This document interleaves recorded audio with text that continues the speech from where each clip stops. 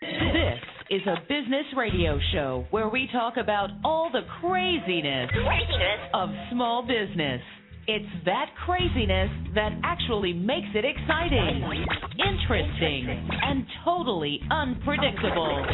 This is Business Insanity Talk Radio with your host, Barry Moltz.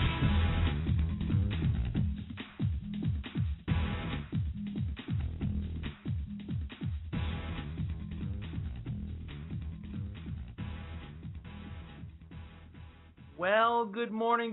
Today is February the 24th, 2012. For those keeping track, this is show number 169. This episode, of course, is sponsored by Sage and Sage's Account Network, whose members we need not just at tax time, but every month of the year. It's also sponsored by Microsoft, a company that makes great cloud-based small business products. Welcome back. My next guest is Kevin Cope. He's the president and CEO of Acumen Learning. He's a trusted resource for business leaders from around the world and a sought-after speaker. For over 25 years, Kevin has promoted the idea that many people in your company need to understand the essence of how your company makes money, and then they can use that knowledge to drive the decisions. And in fact, you'll find these people every place in your company, from the corner office to the factory floor. Kevin, welcome to the show. Thank you, Barry. It's good to be on. So why don't business owners look for business acumen, people that can help them from anywhere they can get it, anywhere inside their company? So if I understand the question, you're saying why don't they look for more of that? Yeah, why don't they look for it? Why don't they look on the factory floor if these people are the closest to being able to change things or make it better? Why is this such a new concept? Well, it seems like many executives and leaders feel like that they want people just focused on their role, whether they're on the manufacturing floor, they're even in finance or sales or marketing. And so to some degree, they feel like, hey, as long as they're doing their role, they don't necessarily need to see the big picture. I think that's one. I think a second is executives don't communicate well the business performance of the company. Many of them use, a lot of accounting jargon, and so they might rattle off the performance of the company, and 90% of that goes over the heads of the employees of the organization. Do you think it has anything to do with that a lot of small business owners don't understand the financials or some of the drivers themselves? Well, I think you've hit that right on. There are several books out that talk about people go into a business because it's their passion, whether it's cooking or, they like managing property. What they find out is they may have a passion for cooking, but they're not necessarily a good manager or business owner of a small restaurant. And so I think a lot of people go into something they love doing but don't necessarily know the business side of it, and gets them into trouble. I would agree with that. Now, you talk about there's really 5 drivers that really enable people to understand their organizations and make money and achieve growth. What are those 5 drivers? Yeah, and it may help if I give you a visual. And so, if you want to write this down, think of a diamond shape. On the top of the diamond is cash. Of course, cash is king. On the right point of the diamond is profit, synonymous with net income and certainly critical to an organization. At the bottom is assets. And when I refer to assets, I'm talking about the ability to use assets wisely and also have financial or asset strength. The left point is growth, which, of course, if you have investors or shareholders, is critical. If you don't have investors, growth is still critical to get good people and to stay innovative. And then right at the center, Barry, is people. And for me, people refers to both employees as well as the customers they serve. Mm-hmm. No, I agree. And one of the things that I always find, I present a lot on financial knowledge, and I'm continually surprised how so few people really understand, the basics of what it really takes to run a company from not only a financial side, but a financial driver side. How can we remedy that? Well, I think there are a couple of things that come to mind on that, and I experienced that same gap. It surprised me at first, but I've really found, and you can even go to, fairly, senior level folks in big companies as well as owners of small companies, and find that gap does exist. But a couple of things. One, if you don't know the language of business, if you don't understand finance, boy, become a student of it. You can't own an organization unless you really do understand the financial metrics.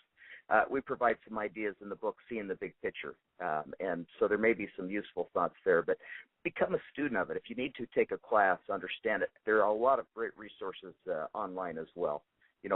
Google Finance, Yahoo Finance as well. And as you start to read the news or to kind of explore what's happening in other organizations, it'll give you a better sense of how to think about your own business. So how do I convince, let's say I'm a small business owner, I say, Kevin, I really agree with you. I can really get some good advice if I can teach people, how the whole business works and the financials. But a lot of small business owners are really reticent to release the financial statements or really tell the employees how they're doing, because either the news is really, really bad or the news is really, really good and they want to know how much money they're making. What do you say to that? Well, I've been in that same boat myself, and so I understand clearly that dilemma. Here's what I'd suggest. Find 2 or 3 or 4 metrics that are relevant for folks that they can create line of sight around. You may be less comfortable in sharing your bottom line profit, but there may be some numbers. Maybe it's gross profit, or maybe it's simply revenue that you want people tracking. Maybe you're tracking the amount of times your inventory turns if you have some kind of inventory. So pick the 3 or 4 measures you are comfortable in sharing, and then educate your team on those, and then regularly share progress on how those measures are performing. So find the measures that work for you that you can share and start there. So, Kevin, how do you convince the guy that's on the shop floor, the person in the warehouse, that they should be interested in something like this, and they should say, all right, let me take my knowledge of what goes on in the warehouse. I'm going to learn some how the business really works to really apply it. How do you motivate them to do that? My experience, Barry, is that they are actually more interested in being engaged than senior management usually gives them credit for. My experience is that most executives or business owners feel like people aren't that interested in it. My experience is they are interested in it. So I would, I'd take that leap of faith. I would actually get with them and make it relevant to their world. So if it is somebody on the shop floor, and maybe they're responsible for a machine that's putting out widgets, help them get a sense of first tracking their performance, finding out a couple of measures that are relevant for them, and then kind of letting them run loose a little bit in taking that knowledge and trying to improve upon it. And my experience is they really are interested in seeing that big picture. I can't let you go because this is such an important topic, Kevin. Before I ask you one more thing, again, financial statements are really a particularly weak area for most small business owners. When I talk about this publicly, I always say, I lost $1 million in the sale of my last business because I didn't understand every single number on the balance sheet. What are the key things that small business owners really got to know? Yeah, I think, if you look at each of the financial statements, probably if I were to throw out 3 or 4 measures, I would always be really clear on how your revenue and profits are growing over time. And then one of my favorite is net profit margin.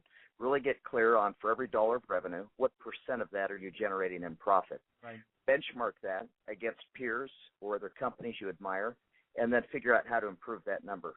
And so that will tell you a lot about a business, how efficient, how effective they are in generating that bottom line profit as a % of revenue. Excellent advice. Kevin, where can people learn more about the work that you're doing? Well, our website is www.seeingthebigpicture.com, which is the title of the book, and there will be some resources that people can tap into. Kevin, thanks for being on the show, and have a great weekend. My pleasure. You as well. Well, that's it for this show. I want to thank our sponsors, Stages, Account Network, and Microsoft, and, of course, our ever-present producer, Sarah Johnson. Next week, we'll be remote from Las Vegas with Eric Weiss, Jennifer Mayberry, and the endlessly fascinating Bagel.